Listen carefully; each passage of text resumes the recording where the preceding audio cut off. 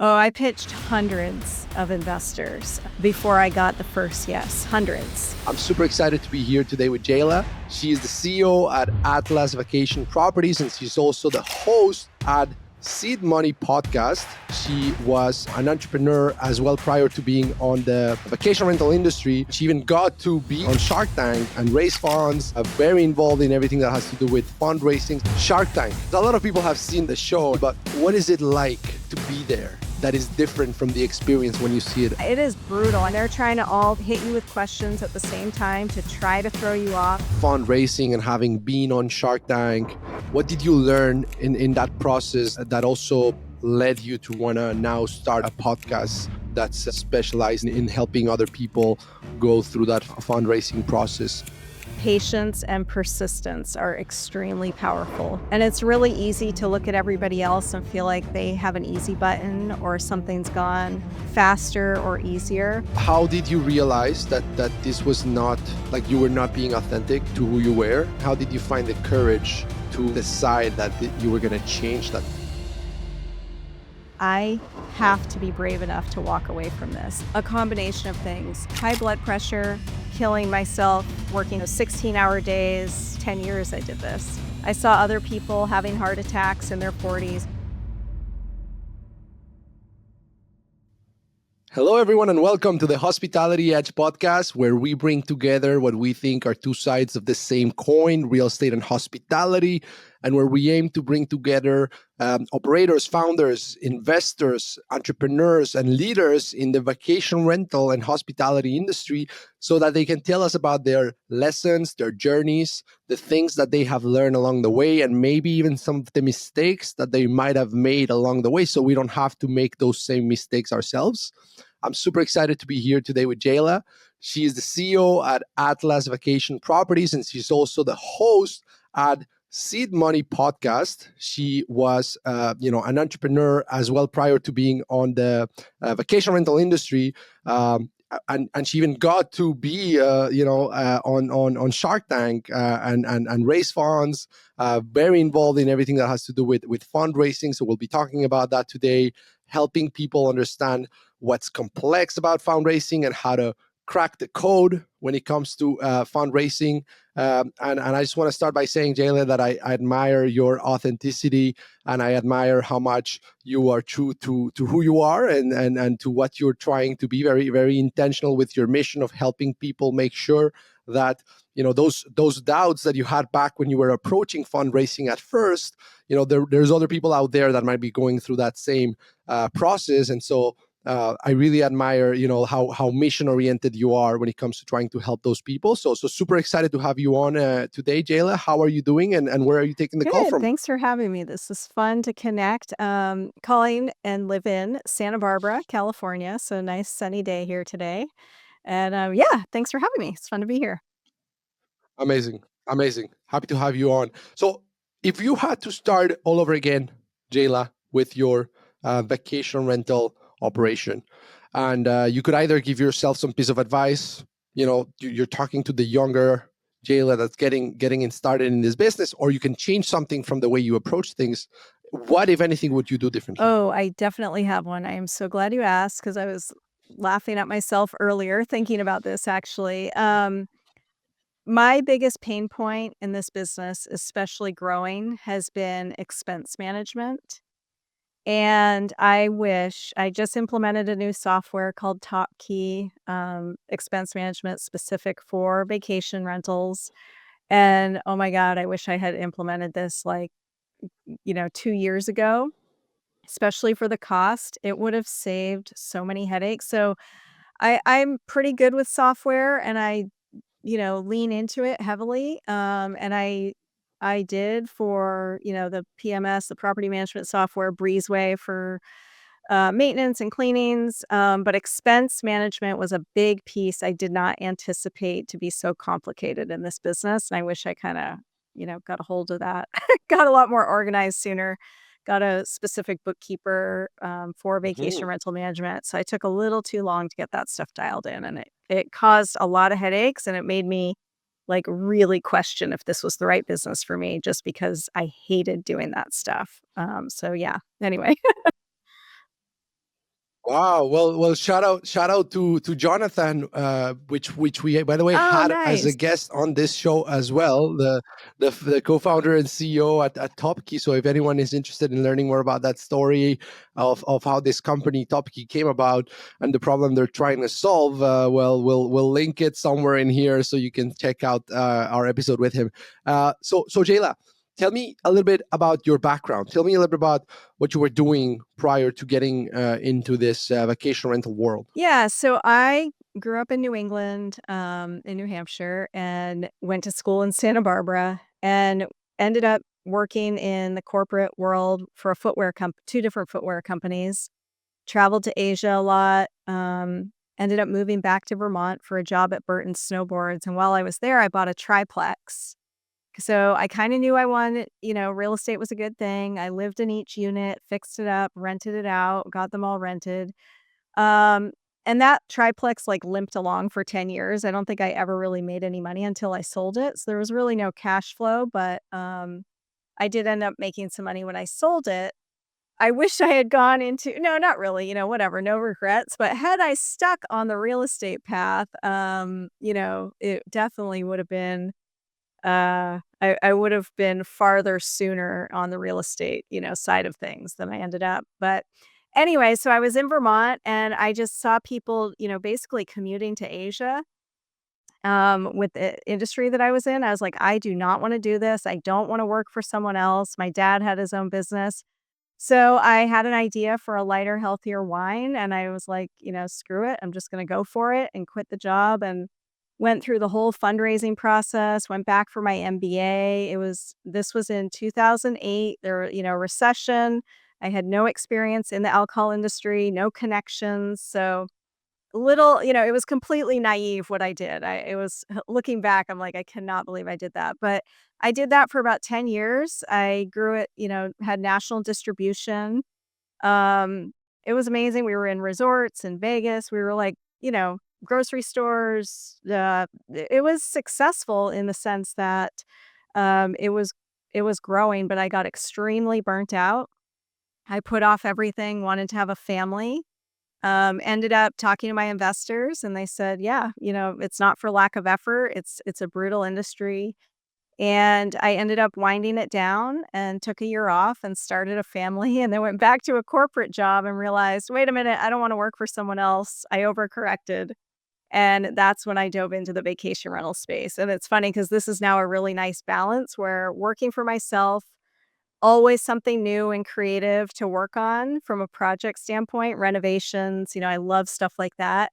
But tons of flexibility and don't have to answer to anyone. So, all those, the crazy zigzag feels like it led me to the right place. Oops. Hold on, I can't hear you. Oh, there you go. Looks like I'm muted. There you go. We'll talk more about how you got to the portfolio that you manage now with more than 30 properties that you have under management. But before we close the loop on your past experience, I want to touch a little bit on what were your main lessons, especially as it relates to fundraising and having been on Shark Tank. What did you learn in that process that also led you to want to now start a podcast that's specialized in helping other people go through that fundraising process? Yeah, I think the biggest lessons I learned were just that patience and persistence are extremely powerful, right? And it's really easy to look at everybody else and feel like they have an easy button or something's gone faster or easier. And I feel like with Silicon Valley and the whole startup vibe, that plays into that intimidation factor quite a bit where you can my tagline of my podcast is raising money for normal people who don't live in Silicon Valley, right? So the whole time I was doing Mm. uh, raising money, I was like, man, it just felt intimidating, but I was determined to do it. So determination is so powerful, and being patient, it's not going to happen overnight, but persistence is key. And also, I think being prepared is the most effective way to make sure you raise money. You got to be prepared. So that's what the podcast is really about. helping people who think they wanna go out and raise money, they might need to raise money. They've started a business, with a product, whatever it is, and they need more capital to grow, and they don't really know where to start, and maybe it's intimidating, that really anybody can do it. And the biggest thing is to do it in a way that aligns with your personal goals, not with what you feel like you're supposed to do or, that kind of thing. I think doing that work up front can pay off big time. So, And regarding all these lessons, right, like patience, for example, like we're talking about patience in the context of fundraising, mm, but this is something that is applied to anything and everything, and we were just having this conversation on how that relates to even the growth of mhm. like a podcast. We're both on this same journey towards building something long term, and in the meantime, you don't necessarily see what you would be hoping to see, right? Because we're always on this journey towards wanting to see fast growth and whatnot. But sometimes the things take a little bit longer than we expected. Can you give us a sense? Just because I remember you mentioning like the number of people that you had to approach for your fundraising efforts, and I remember it being like a lot of people that you had to speak with. Just when we talk patience and when we talk persistence, like what are we Oh, I talking? pitched hundreds of investors, before I got the first yes, hundreds. I did pitch competitions. I got on a plane. I flew to New York. I flew to Ohio. I flew to, Texas. I flew all over the country pitching investors, and that adds up cost-wise. So, definitely a personal investment there. Um, and, it was just networking, and I'm not I mean, I'm an outgoing person in some ways, but I would much rather I get drained going to events, so I'm not like this super outgoing, networky Mm, kind of person, but I forced myself to go to every event, and even when I didn't feel like it, I would go somewhere and I would go by myself, not bring a friend who I'm gonna just chat with them the whole night. And I would leave there with the best connection, and I'd be like, "Oh my god, I can't believe I almost didn't go to that," right? So you gotta put yourself out there, and my first mm, investor was through it was like 6 or 7, connections that led me to that person. So one person said no, "Do you know somebody mm. else who might be interested?" That led to another introduction, another introduction, another introduction, eventually got me to the first person who became my lead investor, so yeah, it took some time. Wow. And I love this. I love this just from the sense that like it allows us to put things into perspective, right? Because sometimes we give up after trying something a handful of times, two, three, four. If we do something 5 times and it doesn't work, then we're already thinking, oh, this is a waste of time. You're talking hundreds Mhm. of pitches to get one investor. So I think that is totally relatable to anything else you're trying to do. Like if you're talking property management here, like you know, don't think that because you reached out to 10 owners that said no to your property management services, that that means that you cannot keep trying. And the beauty here is, I would say in a way it must be easier to get an owner to say yes than to get an investor to give you $1 million or whatever it is that you're raising. Like so, but the same concept applies of like the importance of volume and persistence. Okay, just wanted to close that loop. Very interesting. And actually, let me open that loop one more time. Shark Tank, because a lot of people have seen the show and have watched it, on TV. But what is it like? What is it like to be there? That is different from the experience when you see it on TV. Well, you're in there for an hour filming, over an hour, and they edit it down to, I think, 10 or 12 minutes. It is it was a total blur. I got out of there and was just like, "Whoa, what happened?" I got the deal with Mark Cuban, which is amazing. But yeah, they really know nothing about you when you go out there. I thought that part was cool. Even the producers put fake names on the dressing rooms, so the Sharks assistants can't walk around and Google the, people or companies ahead of time. So all they're getting is your pitch when you get out there, which I think is pretty authentic and cool in that sense. It's not staged. But yeah, it is brutal. I mean, they're trying to all, hit you with questions at the same time to try to throw you off. So I practiced like crazy before going on there and I held my own. I Mm. felt good about how I did. But I don't think I'd want to do it again. That's for sure. Okay, and so you got to deal with Mark Cuban, and so like how what was that experience like in terms of like I don't know how much like one-on-one work they actually do with their portfolio companies, but like what can you tell us about what you learned in the times where you managed to be coached or get advice from Yeah, I him? mean, he's amazing. He definitely worked with him one-on-one, got advice from him, direction. He was involved, initiated launching like a new poolside bottle. He's got a whole team of people dedicated to his Shark Tank companies also. They started doing our books, did our website, got us prepped for the show airing. Super involved. He's amazing, in it for the right reasons to really help the entrepreneurs out. So I have nothing but great things to say about him and his whole team. They're incredible. So yeah, I think If you could try to come up with like a lesson, like something that you can say, you know what, this I learned from Mark Cuban, thanks to him spending time with me, giving me advice on my business. Is there anything that well, comes to mind? it's funny. I'm gonna say something that I is probably not as expected, but I think he definitely comes from that world of hustle, hustle, hustle, right? And when I was running this company, that was very much the startup culture. You have to kill yourself. You've got to hustle, right? You got to work 24 hours a day. That Mhm. was the expectations. You are putting everything into that. And the thing I've learned is that that's actually not who I want to be. And that doesn't work with my lifestyle. I think that does work for certain people. I think he's one of them. He's, probably on has a different level of stamina for work and business, right? But that is not me, I learned. And I don't wanna be like that. I like having free time, I like exercising, I was at my kids' jogathon for 2 hours this morning, So I don't wanna kill myself and work, 24 hours a day anymore. I think it's great if people do have that and that's what they really wanna do. So I kinda learned a hard lesson that way. Um, and then the other thing I learned, it's funny, is just from him and investors in general, is they only have you have 2 seconds of their attention. So even writing emails, like, get to the point quick. Do not waste their time, and I think this goes for, even owners if you're pitching to get co-hosting clients or whatever.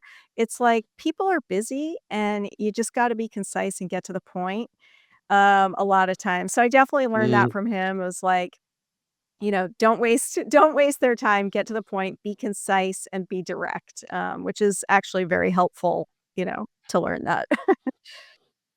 I, I love this, and this actually leads to one of the topics I wanted to make sure we covered, which was that shift, from thinking that money, career is the most important thing for you in your life, towards designing a lifestyle that you actually enjoy. Couple of things there. First of all, how did you realize that this was not, like, you were not being authentic to who you were?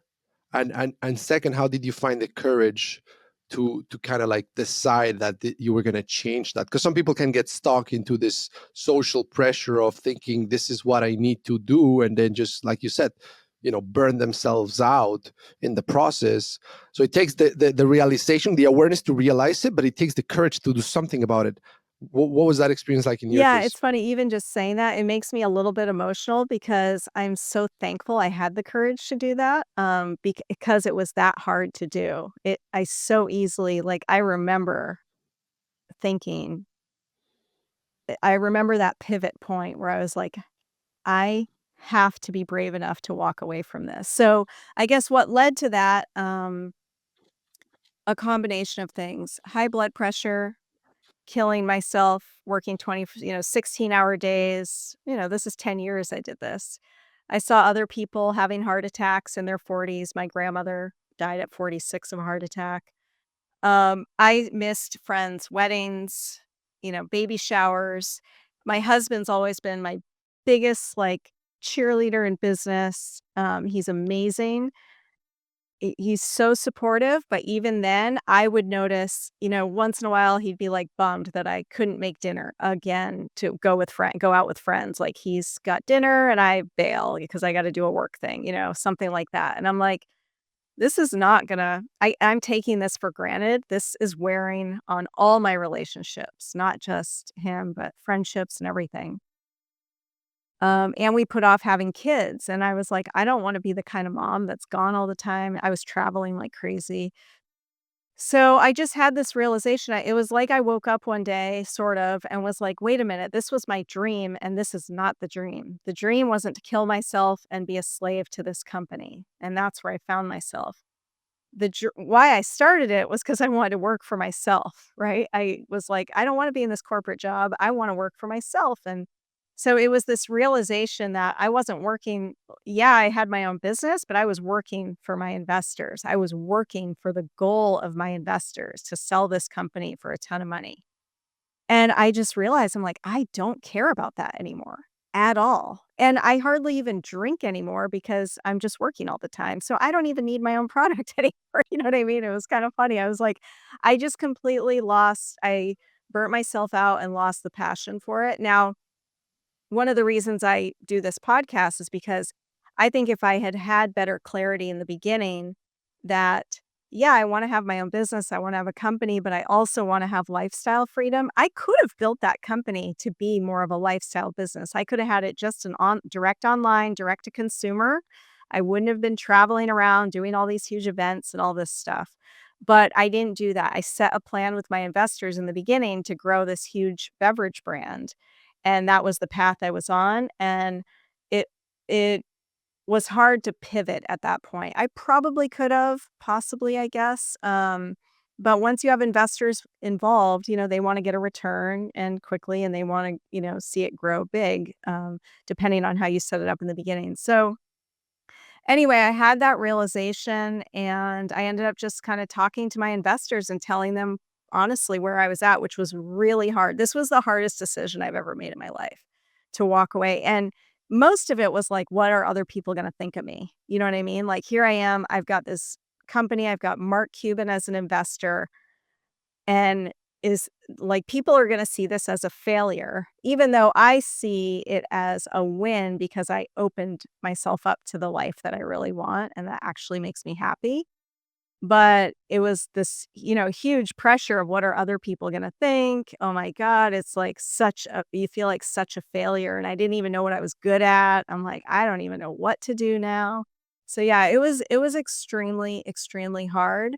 Um, but I just knew deep down that was not sustainable, and I had to make a change and pivot to a life that was gonna be more enjoyable, to be honest, and more sustainable. So yeah, it wasn't easy though. Wow. Wow.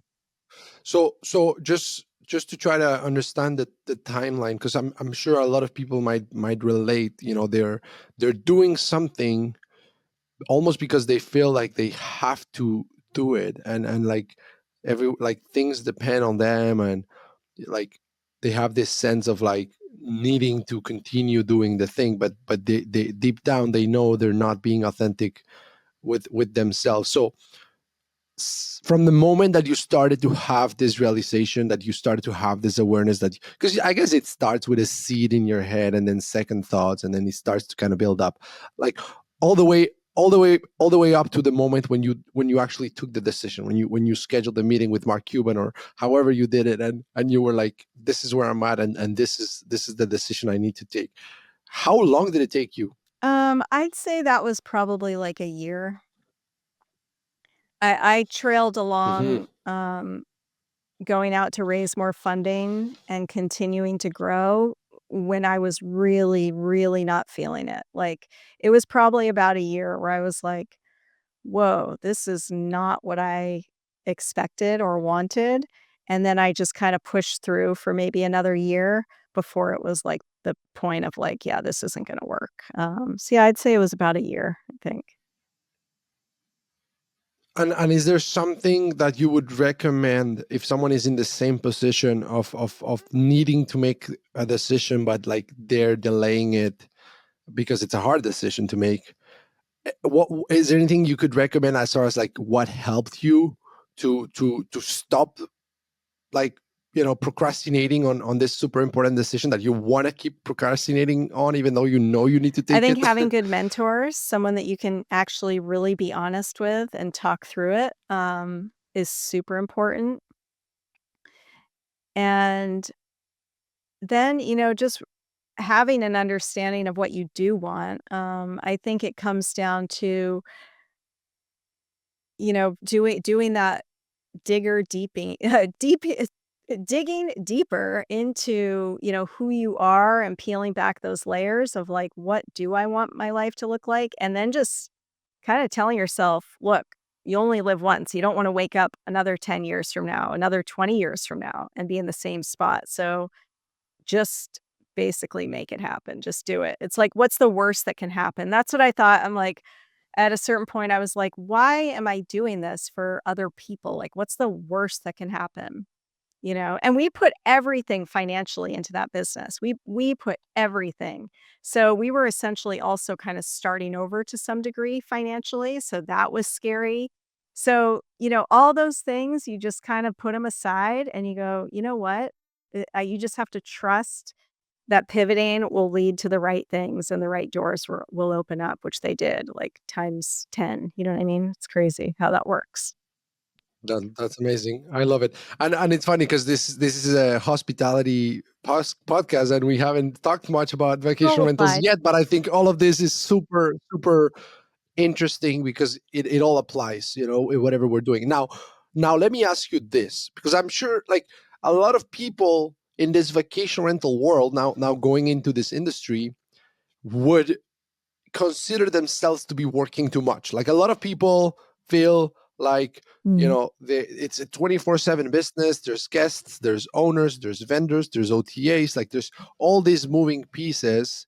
So, a lot of people, you know consider this to be a very very time consuming business, and I'm sure you would agree. But yet you're at a point where you're saying like this is still a business that you built with that lifestyle in mind. So I guess what I'm trying to ask is, how did you approach the building of this business differently from your previous business, now that you had that consciousness of what you were trying to build more holistically, with not just money being the focus but like lifestyle being the focus? How did you go about it? Well, I will start, there's been a couple pivots even within this business where I find myself going down that path again. I'm like, whoop, hold on, wait a minute, correct the path.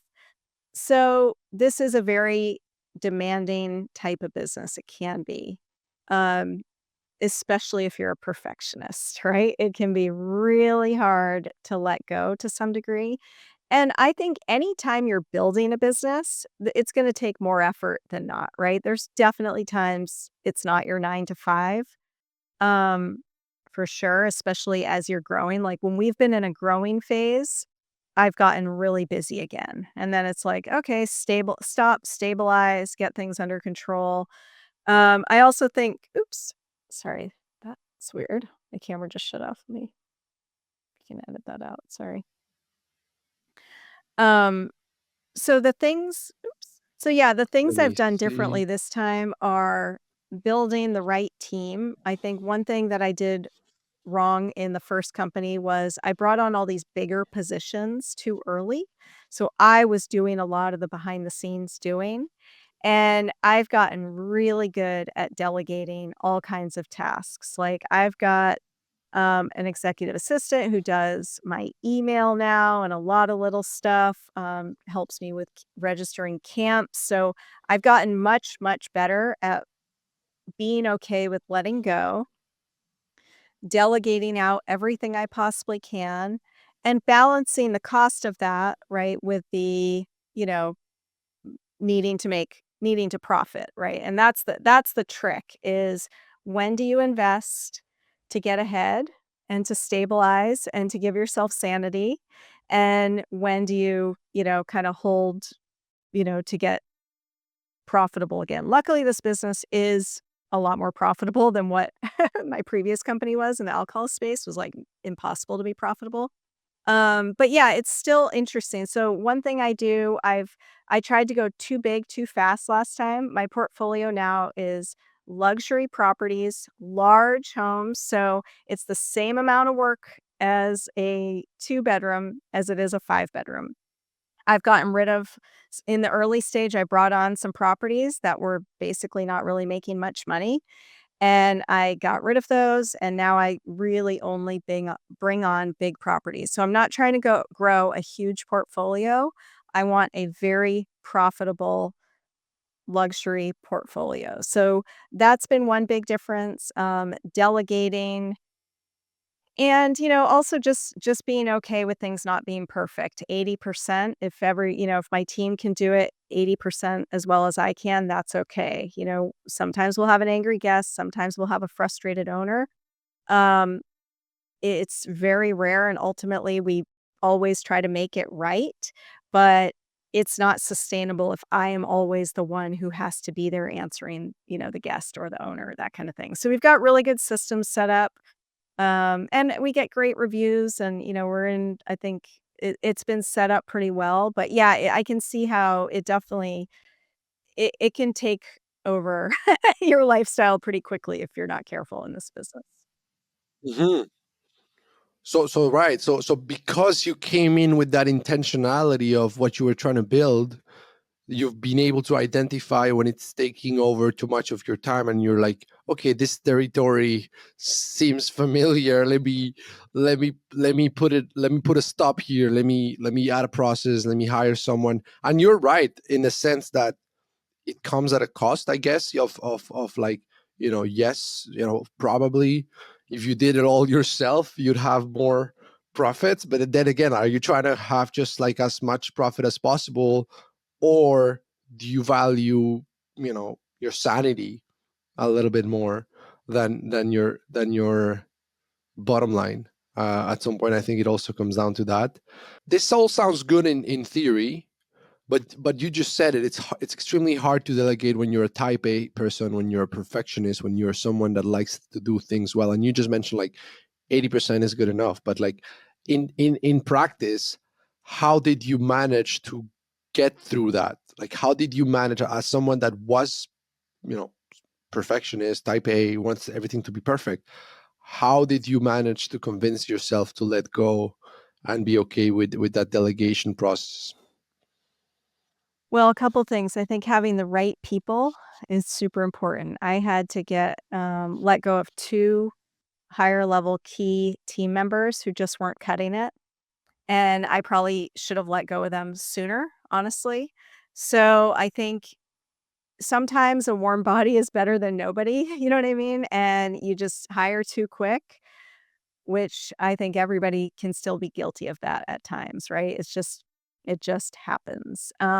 But not keeping people on for the sake of keeping people on. Like you got to honor your own sanity and your own goals. And I think sometimes, I don't know, with that though, being very clear with those people, here's what my expectations are. And, doing performance reviews and communicating what they're not doing, what they need to be improving on. But if that's not improving, it's time to make a change. It's like if I've communicated what the expectations are, what the job is, and they can't do it, then it's time to change. I'd also say you get what you pay for. You know what I mean? So it's worth investing a little bit more to get somebody who's gonna be good and do the job right. So that's half the battle. You can't let go if you have somebody who's just kind of flailing and not doing what you need them to do.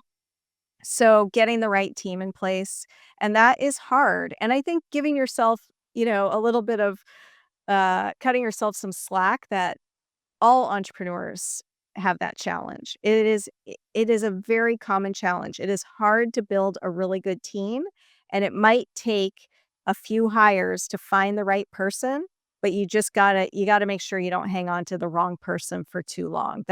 will make it extremely difficult to let go. For me anyway, that's been kind of the biggest thing. That makes sense. What about automation and delegation, but without losing um, like quality, right? Especially as it relates to this industry we're in, where we know how important reviews are and guest satisfaction and all those things. How have you managed to delegate and automate while at the same time not losing that quality, which is so crucial and fundamental to being successful in this space? Yeah, I mean, we leverage all kinds of technology, and I think overall, most guests really appreciate it. Most of our reviews are communication was amazing. 24 hours a day, somebody will respond and get back to them and help them. So setting up those systems, like what are the pain points for the customers and for the owners? And I think one of the biggest ones is just getting a response quickly. There's nothing worse than people not getting a response quickly. And in this business, that means 24 hours a day, 7 days a week. Someone needs to get back to them. So I think setting up that tech up front so it's not you, and then again, having systems in place. We have, if it's a true emergency, what gets escalated to me, what doesn't. I think it's only once I've actually been called in the middle of the night. So really leveraging technology and yeah, making sure you're addressing what those guest concerns are. I would say also we really do go above and beyond. Oops, gosh, that is weird. I'm so sorry. Yeah, so we really do go above and beyond for guests and owners, and I do think that is important to stand out, so it's just a matter of having the systems, set up to do that, and it takes a little bit of time to learn what that is, right? It's impossible to have that perfect out of the gate. Inevitably, there's a learning curve, of what that takes, but just making sure as you're growing, as you're going through the process, it's like, "Okay, how can I set this up better to address the guest needs or the owner's needs. And then what do I need to, it's just adding layer after layer. And I still do that. It's like, okay, here's layer one. And then we're going to add on layer two and then layer three in terms of tech and support. You can't do it all at once. It's impossible. But as long as you're kind of strategically, continuously improving and adding on different layers to address different issues, I think eventually you Mhm. get to a point where, it's not all dependent on you. And Jayla, having been in business as an entrepreneur and CEO for 10 years with your previous company and in a structured environment, with investors and a board and all these kinds of like resources, how do you think about your role as a CEO coming into now you building a property management company? Because someone that's a first time CEO might be just like choosing to spend their time on whatever activity the day throws at them, but someone that has been doing this for 10 years and has seen that sort of corporate structure might be thinking of it a little bit differently. So how do you think about that? Yeah, I definitely see it as, what is the best use of my time and my brain and my experience, and those are the things I should be focused on. And it doesn't mean every once in a while I'm not dragged into the weeds on something, but overall, I create the space in my calendar to be able to focus on the bigger picture stuff. And then I think too, the things that are needed from me are really owner FaceTime, um, you know, business development type stuff. That's where it needs to be me. You don't wanna delegate that out. So I'm not hiring a salesperson. I'm that person. I think for a boutique, smaller vacation rental management company, like, I'm the best person to talk about our goals and our service and how we go above and beyond and all that stuff. But pretty much everything else I can delegate out. So I think just getting clear on there's one more thing I love, this test called Strengths Finder. Highly recommend taking that test. It's like 40 bucks. And it really will it's such an eye opener and you're like, "Oh my god, that's what I'm good at." And that's what you wanna focus on, right? Those are the things that's where you're gonna excel and grow and delegate everything else. That test was a game changer for me. Jeez. I am Yeah, so that's interesting. So um, doing this test, knowing what you're good at, and focusing on that, doubling down on that. I'm a big believer in that. Versus, like, sometimes we talk about, like, also, like, you should work on your weaknesses, like, to get them to a point where you're capable. But, like, sure, to a certain degree, but, like, is it really gonna give you an edge? This podcast with the hospitality edge, I think you get an edge by, to your point, doubling down on what you're good at, and surrounding yourself with the right, people, whether that's in-house or whether that's, outsourcing, but, that are going to be experts at their thing. And I think that is that will lead to a higher return on your time than trying to become decent at something that doesn't come natural to you. So, big believer in that. Jayla, I could keep you here for hours, because I'm sure I could have, many, many more questions to ask you, and you could have a lot of advice as well to share. But if there's any, are there any final thoughts of advice or wisdom or things that you wish to share with other operators, property managers, that you think could be beneficial, that has helped you in your journey? Just as far as final thoughts, and if not, where can people connect and follow along and stay tuned with your podcast and your journey as well? Yeah, I mean, I just think the mindset is the biggest piece of, entrepreneurship in general, and trusting the process and knowing what your end goal is. And you don't have to know all the points in between. Trust that they will roll out if you just keep pushing forward, and that patience and persistence is just so important.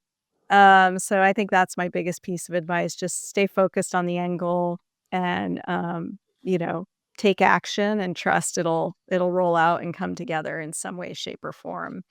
Yeah, so and then Seed Money podcast is check it out. If I think, even if you're not interested in raising money, there's some good stuff on there, but it all applies to raising money in real estate also.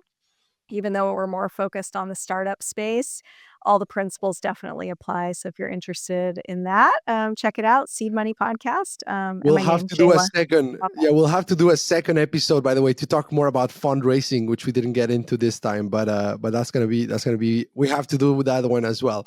Jayla, Very thank you so fun. much for taking the time. This was amazing to have you on. Really, really appreciate your time, and I think there was a lot of valuable advice that was shared, both as, tactical advice as well as mindset advice. So really, really enjoyed it. Thank you for being here. It was great to have you Oh, on. thanks for having me. It was fun. All right, have a good one. You too. Thanks so much.